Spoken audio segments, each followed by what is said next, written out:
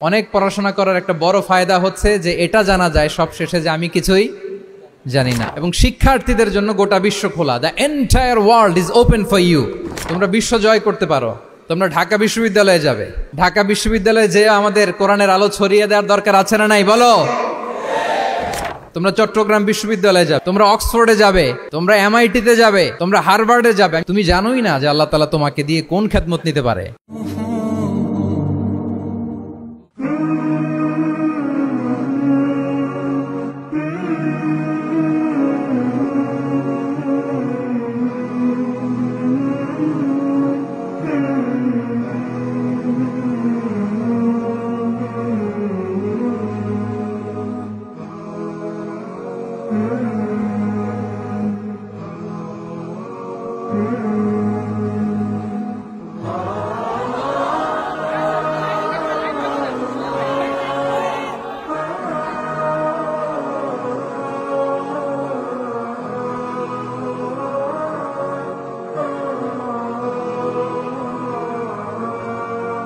আসসালামু আলাইকুম ওয়া রাহমাতুল্লাহি ওয়া বারাকাতুহু।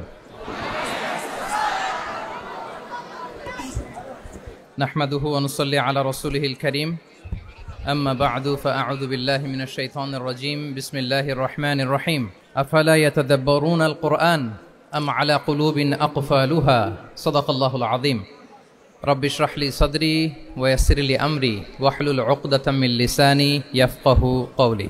তানজিমুল উম্মাহ ফাউন্ডেশন কর্তৃক আয়োজিত 13তম হিফজুল কোরআন অ্যাওয়ার্ডের আজকের এই চমৎকার আয়োজনে, এই চমৎকার অনুষ্ঠানে আপনারা যারা উপস্থিত হয়েছেন আপনাদের সবাইকে জানাচ্ছি আন্তরিক শুভেচ্ছা এবং মোবারকবাদ। আহলান ওয়া সাহলান ওয়া মারহাবান বিকুম ফি হাযাল লিকা আত-তাইয়্যিব আল মুবারাক। আমি শুরুতেই আল্লাহ রাব্বুল ইজ্জা ওয়াল জালালের দরবারে শুকরিয়া জ্ঞাপন করছি যিনি আমাদেরকে এরকম চমৎকার একটি বরকতময় প্রোগ্রামে একত্রিত করেছেন। আমরা সবাই পড়ছি কালিমাতুশ শুকর আলহামদুলিল্লাহ। আল্লাহ তাআলার দরবারে শুকরিয়া জ্ঞাপনের পাশাপাশি আমি আজকের প্রোগ্রামের যারা অর্গানাইজার, আয়োজক, তাদেরকে অন্তরের অন্তঃস্থল থেকে শুকরিয়া জানাতে চাই। এরকম চমৎকার প্রোগ্রামে আমাকে ইনভাইট করবার জন্য আমি অত্যন্ত সম্মানিত বোধ করছি। এরকম চমৎকার একটি কোরআনের প্রোগ্রামে অংশগ্রহণ করার সুযোগ পেয়ে আজকের প্রোগ্রামে উপস্থিত আছেন তানজিমুল উম্মাহ ফাউন্ডেশনের সম্মানিত পরিচালনা পর্ষদ, উপস্থিত আছেন তানজিমুল উম্মাহ ফাউন্ডেশনের সম্মানিত শিক্ষকবৃন্দ, শুভাকাঙ্ক্ষীবৃন্দ, অভিভাবক মণ্ডলী এবং হেফজ কমপ্লিট করা শিক্ষার্থী বন্ধুরা, সাংবাদিক বন্ধুরা, ভলান্টিয়ার্স, আমি সবাইকে আবারও অন্তরের অন্তঃস্থল থেকে শুভেচ্ছা জানিয়ে শুরু করছি। শুরুতে আমি আজকের প্রোগ্রামের যারা মধ্যমণি, যারা হুফাজুল কোরআন, যারা অ্যাওয়ার্ড রিসিভ করেছে তাদেরকে আমি অফিশিয়ালি কংগ্রেচুলেট করতে চাই, অভিনন্দন জানাতে চাই যে তোমরা অনেক বড় একটি অর্জন ইতিমধ্যে সম্পন্ন করেছো, আলহামদুলিল্লাহ। এটা একটা হিউজ মাইলস্টোন। এটা যে কত বড় একটা নেয়মা বা সৌভাগ্য এটা কল্পনা করা যায় না। যে কোরআনকে বলা হয় এটা বিয়ন্ডলেস, বাউন্ডলেস, বটমলেস, মহাবিশ্বের মহাবিশ্বয় মহাগ্রন্থ আল কোরআন আল কারিমকে তোমরা তোমাদের সিনায় ধারণ করেছো। এটা অনেক বড় সৌভাগ্যের একটা ব্যাপার। আল্লাহ তাআলা ইরশাদ করছেন, ইন্না নাহনু নাযালনা যিকরা ওয়া ইন্না লাহু লাহাফিযুন। নিশ্চয় আমি এই কোরআনকে নাজিল করেছি এবং এই কোরআন আল কারীমকে সংরক্ষণের দায়িত্ব আমি নিজেই নিয়েছি। কোরআন আল কারীমকে পৃথিবীতে প্রিজার্ভ করা বা সংরক্ষণ করা এটা আল্লাহ তাআলা তোমাদের মাধ্যমে করেছে। আলহামদুলিল্লাহ সুম্মা আলহামদুলিল্লাহ। এটা অনেক বড় সৌভাগ্যের ব্যাপার এবং সবার নসিবে এটা থাকে না। যাদেরকে আল্লাহ তাআলা পছন্দ করেন, যারা চুজেন পার্সোনালিটি টু আল্লাহ সুবহানাহু ওয়া তাআলা, শুধুমাত্র কেবলমাত্র একমাত্র তাদেরকেই আল্লাহ তাআলা এই সৌভাগ্য দান করেন। তো এই যে মাইল ফলক তোমরা স্পর্শ করেছো এটা তোমাদের জীবনের অনেক বড় একটা অর্জন এবং নানা ধরনের খুশ নসিব তোমাদের ব্যাপারে ঘোষিত হয়েছে হাদিসে।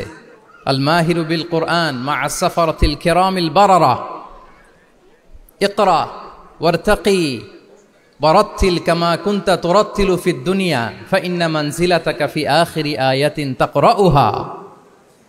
আজকের এই অ্যাওয়ার্ড গিভিং সেরিমনিতে এসে তোমাদের কত ভাল লাগছে। সবার চেয়ে তোমরা আলাদা, স্পেশাল পোশাক তোমাদের জন্য ক্রেস্ট দেয়া হয়েছে, সামনে এসে ফটো সেশনে অংশগ্রহণ করছো। এর চেয়েও অনেক বড় একটা কনফারেন্সে, এর চেয়েও অনেক বড় একটা কনভেনশন হলে, এর চেয়ে অনেক বড় আয়োজন করে সেদিন তোমাদেরকে বলা হবে ইকরা, ওয়ারতাকি ওয়ারাত্তিল কামা কুনতা তুরাত্তিলু ফিদ দুনিয়া, পড়ো ধীরস্থির ভাবে পড়ো, যেমনি দুনিয়াতে পড়তে তার তিলের সাথে। ঠিক যতটুকু পড়বে ততটুকু করবা, আল্লাহর সান্নিধ্য তোমরা পাবে। যতটুকু পড়বে ঠিক ততটুকু জান্নাতে তোমাদের ভবনগুলো উঁচু হতে থাকবে। আল্লাহু আকবার। এখন তোমাদের কেমন ফিল হচ্ছে? এই দুনিয়াতেই যদি এত চমৎকার অ্যাওয়ার্ড গিভিং সেরিমনিতে তোমাদেরকে সম্মান দেওয়া হয়, সেদিনের সেই প্রোগ্রামে যদি তোমরা অংশগ্রহণ করতে পারো, কেমন লাগবে তোমাদের বলো? ভাল লাগবে সেদিন? আমরা সেদিনের সেই মাহেন্দ্র ক্ষণে যেন আমরা রিওয়ার্ডেড হতে পারি, পুরস্কৃত হতে পারি, সেই প্রত্যাশা আমরা আল্লাহর কাছে রাখছি। আমরা সবাই পড়ছি আল্লাহুম্মা আমিন। তো এই যে বিশাল এক কর্মযজ্ঞ তোমরা শেষ করেছো, আল্লাহর কালামকে তোমরা হিফজ করেছো, এখানেই শেষ নয়। This is just beginning. এটা কেবল শুরু। এটা কেবল কি? এটা কেবল শুরু। এই যে মাইল ফলক তোমরা স্পর্শ করেছো, এরপরে অনেক দূর তোমাদেরকে যেতে হবে। মাইলস টু গো, অনেক দূর যেতে হবে। এখন যেটা তোমাদের করতে হবে, কনসিস্টেন্ট রিভিশনে থাকতে হবে, মোরাজা করতে হবে এই কোরআনকে। এই কোরআনকে হিফজ করে ফেলা এটা সহজ, কিন্তু এটাকে টিকিয়ে রাখা বড্ড কঠিন। আমরা অনেক হাফেজে কোরআনদের সাথে পরিচয় হয়, তারা বলে যে শেখ হিফজ করেছিলাম কিন্তু এখন মনে নাই, ভুলে যায়। তো হিফজ করে ফেলাটা সহজ, কিন্তু এটা সিনায় রাখা মরণ অবধি, যতদিন দুনিয়াতে বেঁচে থাকি ঠিক ততদিন এই কোরআনকে প্রিজার্ভ করা, সিনাতে রাখা, এটা বড্ড কঠিন, অনেক বড় চ্যালেঞ্জ এটা তোমাদের জন্য। সো এই continuous revision of the holy Quran, এটা তোমাদের লাগবে। আল মুদাওয়ামাতু আলা কিরাআতিল কোরআন, প্রতিদিন ডেইলি বেসিসে এটা তোমাদের ডেইলি ওজিফা করে নিতে হবে। আমি সম্মানিত অভিভাবকবৃন্দ যারা আছেন তাদেরকেও বলবো যে এটা একটা টিম ওয়ার্ক, আপনাকেও হেল্প করতে হবে এখানে। আপনার বাচ্চা কোরআন তেলাওয়াত করবে, আপনাকে শোনাবে, আপনি তাদেরকে শোনাবেন। এই টিম ওয়ার্কের মধ্য দিয়ে এই কোরআন প্রিজার্ভ হবে, এটা থাকবে। এটা বড্ড জটিল। কোরআন হিফজ করা সহজ, কিন্তু এটাকে ধরে রাখা খুবই কঠিন। সো তোমাদের জন্য first and foremost reminder tonight, প্রথম রিমাইন্ডার হচ্ছে যে রেগুলার বেসিসে এই কোরআনকে মোরাজা করতে হবে, তা না হলে এই কোরআন থাকবে না। এবং আল্লাহ রাসূল সাল্লাল্লাহু আলাইহি ওয়া আলিহি ওয়াসাল্লাম তিনি ওসিয়ত করেছেন, তিনি বলেছেন তাআহাদুল কোরআন ফা ইন্নাহু আশাদ্দু তাফাল্লুচান মিনাল ইবিলি ফি উকুলিহা। তোমরা কোরআনকে ডেইলি রিভাইজ করো।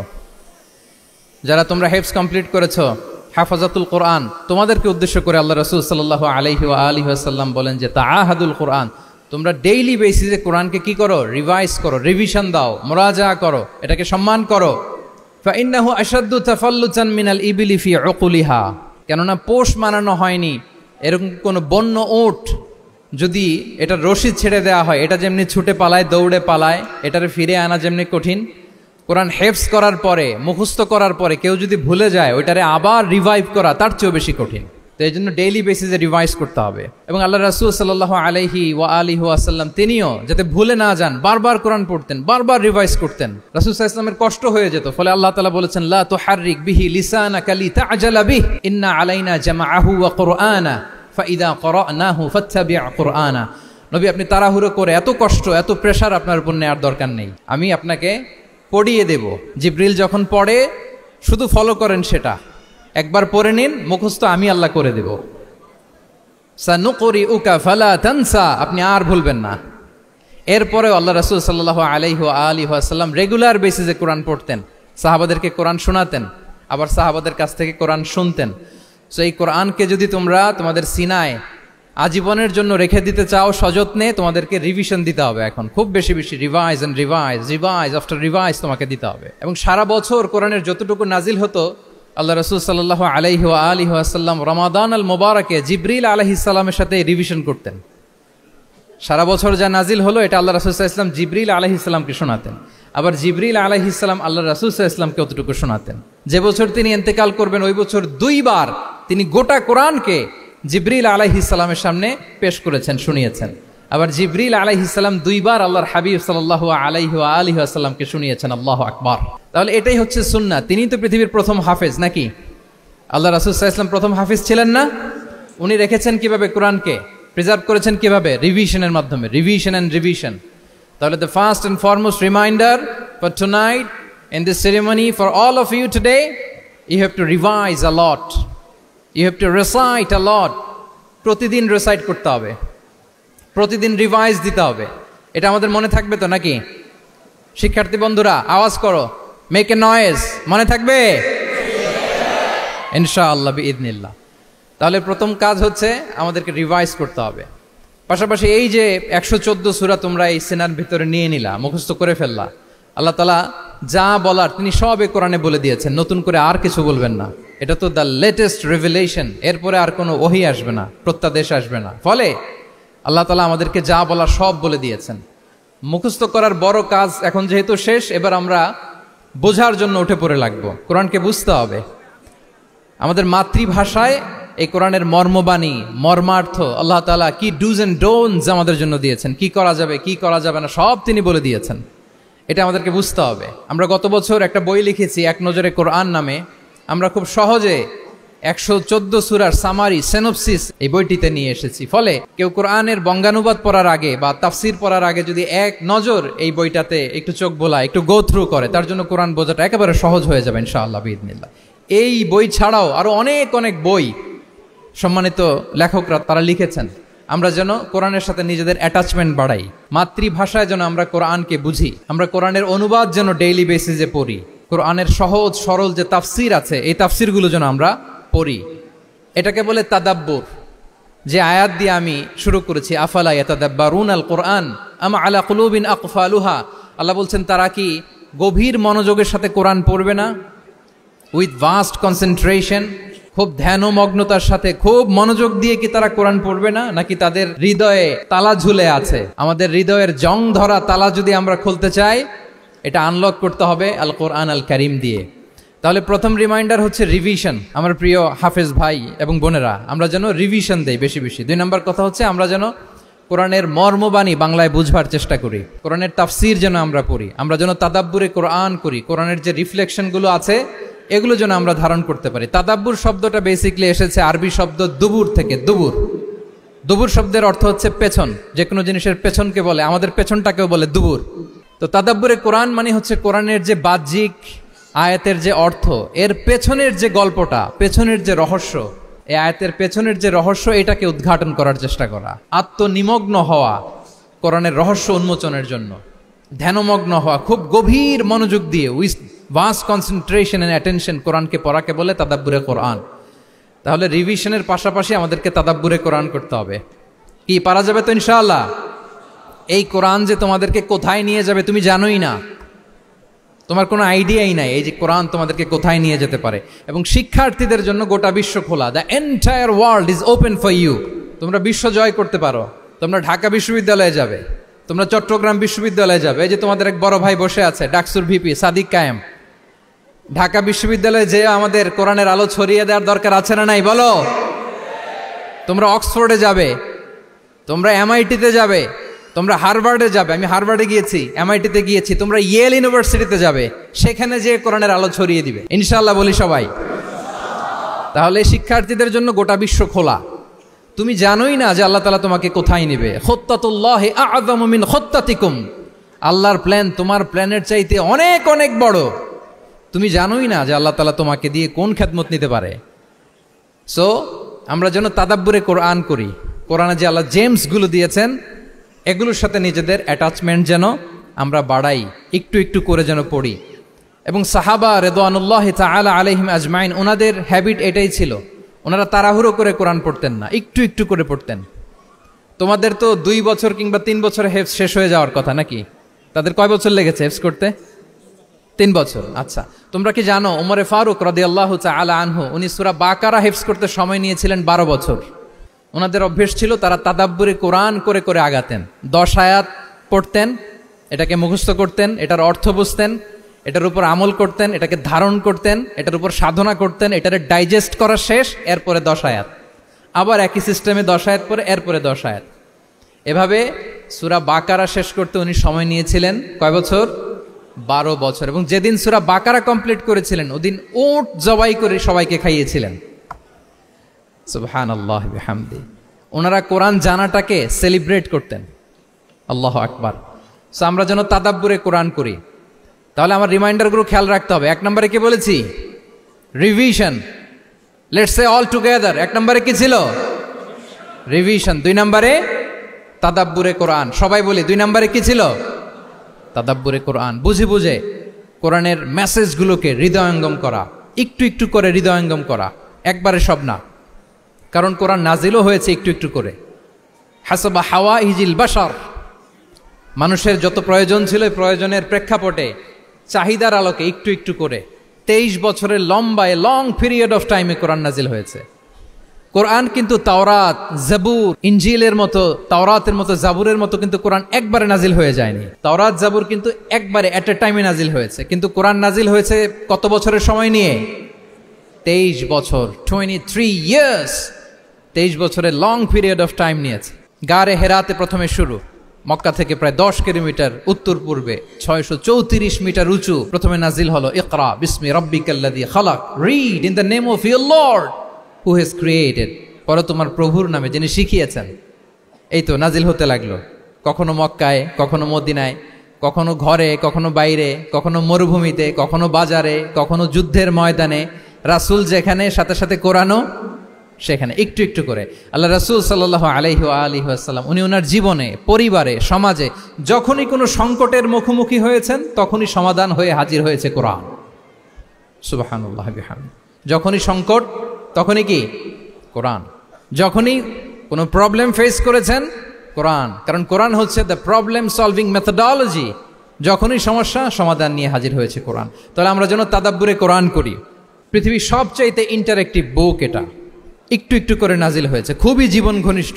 তোমরা যত পড়বে, যত রিসার্চ করবে, যত এক্সপ্লোর করবে, তত এই জ্ঞান, এই নলেজ, এই রহস্য তোমাদের কাছে ধরা দেবে। তাহলে 1 নম্বরে হচ্ছে রিভিশন, 2 নম্বরে হচ্ছে তাদাব্বুরে কোরআন, যেটা বলেছি যে এটা ইন্টারেক্টিভ বুক। যখনই রাসূল সাল্লাল্লাহু আলাইহি ওয়াসাল্লাম সমস্যার সম্মুখীন হয়েছেন তখনই কোরআন আলোকবর্তিকা হয়ে হাজির হয়েছে। এবং কোরআনকে আল্লাহ আলো বলেছেন অনেক জায়গায়, ওয়া আনসালনা ইলাইকুম নূরাম মুবিনা, নূর বলেছেন আল্লাহ তাআলা, এটা আলোকবর্তিকা। কিতাবুন আনসালনাহু ইলাইকা লিতুখরিজান নাসা মিনাজ যুলুমাতি ইলান নূর, অন্ধকারাচ্ছন্ন মানুষগুলোকে আলোর পথে নেয়ার জন্য আল্লাহ তাআলা এই কিতাবকে পাঠিয়েছেন, ক্রাইটেরিয়ান করে পাঠিয়েছেন। এই কোরআনের সাথে যদি আমার প্রিয় শিক্ষার্থী বন্ধুরা তোমাদের অ্যাটাচমেন্ট গড়ে ওঠে, সারা জীবনের জন্য তুমি safe. It's a criterion. Quran পড়লে, কোরআন জানলে কোনটা সত্য কোনটা মিথ্যা কোরআনের লেন্স দিয়ে তুমি পরখ করতে পারবে। এটাকে আল্লাহ তাআলা বলেছেন আল ফুরকান, তাবারাকাল্লাযী নাযালাল ফুরকানা আলা আবদিহি লিয়াকুনা লিল আলামিনা নাযীরা। ফুরকান মানে the criterion, it differentiates between right and wrong, কোনটা সত্য কোনটা মিথ্যা, কোনটা ভালো কোনটা মন্দ। এটা কোরআনের লেন্স দিয়ে যদি তুমি পরখ করো, তোমার জন্য গোটা বিশ্বটা সহজ হয়ে যাবে, কোনটা সত্য তুমি সহজেই বুঝতে পারবে। তাহলে আমরা ডেইলি বেসিসে রিভিশন দিব, আমরা কোরআনের সাথে নিজেদের অ্যাটাচমেন্টকে বাড়াবো। রেগুলার বেসিসে আমরা তাদাব্বুরে কোরআন করব। কি করব? তো ইনশাআল্লাহ সবাই একসাথে আওয়াজ করে পড়ে ইনশাআল্লাহ। বিশাল এক কর্মযজ্ঞ তোমরা শেষ করেছো, এবার নতুন কর্মযজ্ঞের পথে তোমরা হাঁটবে। কোরআন তোমরা মেমোরাইজ করেছো এবং এখন জ্ঞানের অন্যান্য যে ব্রাঞ্চ আছে, শাখা প্রশাখা আছে, সেগুলোতে তোমরা বিচরণ করবে। জ্ঞানার্জনের একটা মূলনীতি তোমাদের সাথে আজকের এই প্রোগ্রামে শেয়ার করে আমি আমার সংক্ষিপ্ত আলোচনা শেষ করব। ইসলামিক জ্ঞান হোক কিংবা কনভেনশনাল জ্ঞান হোক, জ্ঞানার্জনের জন্য 3টা বিষয় অপরিহার্য, এটা আমাদের খেয়াল রাখতে হবে। 1 নম্বর হচ্ছে বিনয়, 2 নম্বর হচ্ছে সফর, 3 নম্বর হচ্ছে সবর। এবার আমি জিজ্ঞেস করি, তোমাদের মুখ থেকে আমি শুনতে চাই, বলো জ্ঞানার্জনের জন্য অপরিহার্য বিষয় কয়টা? 1 নম্বরে বিনয়, 2 নম্বরে সফর, 3 নম্বরে সবর। এই 3টাই লাগবে। বিনয়ী হইতে হবে, ডাউন টু আর্থ হইতে হবে। বিনয়ী না হলে, মুতাওয়াদি না হলে আল্লাহ তাআলা এলেমের নূর দিয়ে ওই ব্যক্তিকে ধন্য করেন না। বিনয়ী হইতে হবে। বলা যাবে না যে আমি সব শিখে ফেলছি, আমি সব জানি, আসলে কিছুই জানি না, আসলে কিছুই জানি না। অনেক পড়াশোনা করার একটা বড় সুবিধা হচ্ছে আমি যে কিছুই জানি না এটা জানা যায়। যারা অনেক পড়াশোনা করে, গভীর জ্ঞান অর্জন করে, অনেক পড়াশোনা করার একটা বড় ফায়দা হচ্ছে যে এটা জানা যায় সব শেষে যে আমি কিছুই জানি না। আবুন নাওয়াস একটা চমৎকার কবিতা লিখেছেন, উনি বলেছেন ফাকুল লিমান ইয়াদঈ ফিল ইলমি ফালসাফাতান হাফিজতা শাইআন ওয়া গাবাত আনকা আশিয়াউ। যে বলে যে আমি সব জানি, তুমি তার বৃদ্ধাঙ্গুলি দেখিয়ে বলা তুমি কিছুই জানো না, তুমি অল্প কিছু জেনেছো। মহাবিশ্বের অনেক রহস্য তোমার কাছে এখন অধরা, এখনো অধরা, অজানা। ওয়া ফাওকা কুল্লি যী ইলমিন আলিম, জ্ঞানীর উপরও জ্ঞানী আছে, জাননেওয়ালার উপরও জাননেওয়ালা আছে। তাহলে বিনয় যেন আমাদের পোশাক হয়, আমরা যেন বিনয়ী হই। আমরা যার কাছ থেকে নলেজ নিব, ইলম নিব, তার কাছে বিনয়ী হইতে হবে। যেই পাত্রে পানি ঢালবো এটা থাকবে নিচে, আর যেই গ্লাস থেকে ঢালা হবে ওইটা থাকে উপরে। মুসা আলাইহিস সালাম একবার বনি ইসরাইলের মাঝে আলোচনা করছিলেন, হঠাৎ এক লোক বলে যে ইয়া নবী আল্লাহ মান আ'লামু ফিল আরদ, বর্তমান পৃথিবীতে সবচেয়ে বড় জ্ঞানী কে? তো মুসা আলাইহিস সালাম বলে ফেললেন আনা, আমি সবচেয়ে বড় জ্ঞানী। এটা ভুল বলেন নাই, কারণ যাকে আল্লাহ তাআলা ওহির জ্ঞানে ধন্য করেন তিনিই তো সবচেয়ে বড় জ্ঞানী। তো আল্লাহ তাআলা এই রেসপন্সটা, এই আনসারটা পছন্দ করেন না। আল্লাহ তাআলা চাচ্ছিলেন মুসা আলাইহিস সালাম যদি বলতো যে আল্লাহই ভালো জানে বা আল্লাহু আ'লাম, আল্লাহই সবচেয়ে জ্ঞানী, এটা আল্লাহ পছন্দ করতেন। তো উনি যখন বলে ফেলছেন আমি, আল্লাহ বলে না মুসা, তুমি যে বলে ফেললে আমি সবচেয়ে বড় জ্ঞানী, তুমি তো সবচেয়ে বড় জ্ঞানী নও, তোমার চেয়ে বড় জ্ঞানী আছে। শুনে তো মুসা আলাইহিস সালাম অবাক, কি আমার চেয়ে বড় জ্ঞানী কোথায়? আল্লাহ বললেন ইযহাব ইলা মাজমাইল বাহরাইন, দুই সাগরের মিলনস্থলে যাও, ওখানে আমার এক বান্দা আছে ইসমুহু খাদির। ওই খাদির, যারে আমরা বাংলায় খিজির বলি আর কি, এই খিজির তোমার চেয়েও জ্ঞানী। আল্লাহু আকবার। আপনারা সূরা কাহাফের তাফসীর পড়লে জানতে পারবেন। গেলেন, নৌকার মধ্যে বসা, হঠাৎ একটা চড়ুই পাখি এসে সাগরের পানি খাচ্ছে। অনেক, to make the long story short, বড় স্টোরিকে আমি ছোট করে বলছি। দুইজন নৌকায় বসা, একটা চড়ুই পাখি এসে সাগরের পানি খায়। তো খিজির আলাইহিস সালাম বললেন মুসা, চড়ুই পাখিটা দেখতে পাচ্ছ? মুসা আলাইহিস সালাম বললেন হ্যাঁ দেখতে পাচ্ছি। চড়ুই পাখি যে পানি খেলো এইমাত্র, এটা দেখেছো? হ্যাঁ দেখেছি। পানি খাওয়ার কারণে চড়ুই পাখির চঞ্চুতে, মানে ঠোঁটে যে একটু সাগরের ছিটে ফোটা পানি লেগেছে, দেখেছো? মুসা আলাইহিস সালাম বললেন হ্যাঁ দেখেছি। তো খিজির আলাইহিস সালাম বললেন এই যে সাগর থেকে, মহাসাগর থেকে পানি খাওয়ার কারণে চড়ুই পাখির ঠোঁটে সামান্য সাগরের ছিটে ফোটা পানি যতটুকু ঠোঁটে লেগে আছে, এটা হচ্ছে তোমার, আমার আর মহাবিশ্বে আমরা যারা আছি সবার জ্ঞান। আর এই পড়ে থাকা মহাসাগরের পানি হচ্ছে আল্লাহর জ্ঞান। চড়ুই পাখির ঠোঁটে লাগা পানি তোমার, আমার আর পৃথিবীর সবার, আমাদের যে জ্ঞান আল্লাহ দিয়েছেন এটা। আর মহাসাগরের পানিগুলো কার জ্ঞান? ওয়ামা উতিতুম মিনাল ইলমি ইল্লা কালিলা। আল্লাহ বলেন একেবারে একেবারে ভেরি লিটল, যত সামান্য জ্ঞান দিয়ে আমি তোমাদেরকে দুনিয়ায় পাঠিয়েছি। এজন্য আমি সব জানি, এটা আজকে থেকে আমরা আর বলবো? আমার শিক্ষার্থী বন্ধুরা নয়েজ করো, বলো আমরা বলবো আল্লাহু আ'লাম। আল্লাহ ভালো জানেন। সাহাবাদের এই বৈশিষ্ট্য ছিল, ওনারাও বলতেন আল্লাহু ওয়া রাসূলুহু আ'লাম, আল্লাহ এবং আল্লাহ রাসূল ভালো জানেন। এবং আমাদের ক্লাসিক স্কলারদের এই বৈশিষ্ট্যটা ছিল, অনেক প্রশ্নের উত্তর ওনারা দিতেন না। আমাদেরকে তো প্রশ্ন করলে আমরা হুটহাট উত্তর দিয়ে দিই। অন অ্যান অ্যাভারেজে 10টা প্রশ্ন করলে ইমাম মালিক এর মধ্যে অধিকাংশ প্রশ্নের উত্তরে বলতেন আনা লা আ'লাম, আমি জানি না। আমি জানি না এটা যখন আমরা বলতে শিখি, তখনই বেসিক্যালি আমরা নলেজেবল হয়ে উঠি, জ্ঞানী হয়ে উঠি। তাহলে জ্ঞানার্জনের জন্য অপরিহার্য কয়টা বিষয় বলেছিলাম? মনে আছে না? ঘটনা শুনতে শুনতে কয়টা মোট? 1 নম্বরে বিনয়। আমরা বিনয়ী হব। আওয়াজ করে বলি আমরা কি হব? আমরা বিনয়ী হব। এই যে আমরা কোরআন হেফজ করলাম, এরপরে তুমি যদি বুখারী হেফজ করো, মুসলিম হেফজ করো, এটা তোমার বাহ্যিক জ্ঞান অর্জন হয়েছে। জ্ঞানের দুইটা সাইড, একটা ইন্টারনাল নলেজ আর একটা হচ্ছে এক্সটার্নাল নলেজ। বাহ্যিক জ্ঞান এটা হয়েছে, আরেকটা আছে ইন্টারনাল নলেজ, এটাকে বলে অন্তর্নিহিত জ্ঞান। ইলমে লাদুন্নি ওয়া আল্লামনাহু মিন লাদুন্না ইলমা। এটা শুধু কোরআন হেফজ করলেই হয় না, এটা কোরআন পড়ার পরে, হাদিস পড়ার পরে, এগুলোর উপর আমল করার পরে, বছরের পর বছর সাধনা করার পরে আল্লাহ তাআলা কোনো ব্যক্তিকে ইলমের নূর দেন। এটা এত সহজ না। আমরা এক্সটার্নাল নলেজ, বাহ্যিক জ্ঞান খুব সহজেই রিসিভ করতে পারি, কিন্তু ইন্টারনাল নলেজ, যেটা অন্তর্নিহিত জ্ঞান, যেটা তোমার দূরদৃষ্টি বাড়াবে, তোমার ফেরাসাত বাড়াবে, তোমার বিচক্ষণতা বাড়াবে, তোমার ফারসাইটেডনেসকে বাড়াবে, ওই অন্তর্নিহিত জ্ঞানের জন্য বছরের পর বছর সাধনা করতে হয়। সো আমরা যেন বিনয়ী হই, এটা হচ্ছে নাম্বার 1। 2 নাম্বার কি বলেছিলাম? সফর। ফানজুরু কাইফা কানা আকিবাতুল মুকাজ্জিবিন। আল্লাহ বলে সফর করো, সিরু ফিল আরদ, ট্রাভেল করো। ট্রাভেল করলে তোমার চোখ খুলে যাবে। তুমি যদি পেট্রাতে যাও, জর্ডানের পেট্রায়, তোমার চোখ খুলে যাবে। তুমি যদি ফেরাউনের লাশ দেখে আসো, তুমি অবাক হয়ে যাবে। তুমি যদি জর্ডানের ডেড সি ঘুরে আসো, তুমি অবাক হয়ে যাবে। 1000টা বই পড়ে তুমি ওই জ্ঞান অর্জন করতে পারবে না, যেই জ্ঞান তুমি ট্রাভেলিং করে অর্জন করতে পারবে। তাহলে ভ্রমণ করতে হবে। আর 3 নম্বরে কি বলেছিলাম? সবর, মানে হার্ড ওয়ার্কিং হইতে হবে। পরিশ্রমের কোনো বিকল্প নাই। There is no alternative to be hard working. কোনো বিকল্প নেই, হার্ড ওয়ার্ক তোমাকে করতেই হবে, এটাই সবর। এই 3টা প্রশিক্ষণই আল্লাহ তাআলা মুসা আলাইহিস সালামকে দিয়েছিলেন। লম্বা ঘটনা, তিনি খিজির আলাইহিস সালামের সাথে সফরও করেছেন, ওনার কাছে যে বিনয়ী হয়েছেন, তারপরে বারবার উনি ধৈর্যহারা হয়ে যাচ্ছিলেন, আল্লাহ ধৈর্যেরও পরীক্ষা নিয়েছেন। তাহলে বিনয়, সফর এবং সবর, এই 3টা জিনিস জ্ঞান অর্জনের জন্য অপরিহার্য। এই ফিচারগুলো দিয়ে, এই ক্যারেক্টারিস্টিক্সগুলো দিয়ে যেন আল্লাহ তাআলা আমাদেরকে ধন্য করে। আমরা সবাই পড়ি আমিন। আমরা আল্লাহর কোরআনকে যেভাবে হৃদয়ে ধারণ করতে পেরেছি, আমরা যেন কোরআনের তাদাব্বুরের মধ্য দিয়ে, কোরআনের রিফ্লেকশনগুলোর সাথে নিজেদের অ্যাটাচমেন্ট বাড়ানোর মধ্য দিয়ে আলোকিত মানুষ হতে পারি। আল্লাহ তাআলা আমাদেরকে তৌফিক দান করুক। আমি আবারও তানজিমুল উম্মাহ ফাউন্ডেশনকে অন্তরের অন্তঃস্থল থেকে শুভেচ্ছা জানিয়ে এবং তোমাদের যে এই চমৎকার সাফল্য, এই সাফল্যর ধারাবাহিকতা কামনা করে তোমাদের জন্য প্রাণ ঢালা অফুরান দোয়া এবং ভালোবাসা রেখে আমার সংক্ষিপ্ত আলোচনা এখানেই শেষ করছি। আল্লাহ তাআলা আমাদের সবাইকে কথাগুলো বোঝার ও আমল করার তৌফিক দান করুক। হাদা মা ইনদি ওয়াল ইলমু ইনদাল্লাহি আলাইহি তাওয়াক্কালতু ওয়া ইলাইহি উনীব। আসসালামু আলাইকুম ওয়া রাহমাতুল্লাহি ওয়া বারাকাতুহু।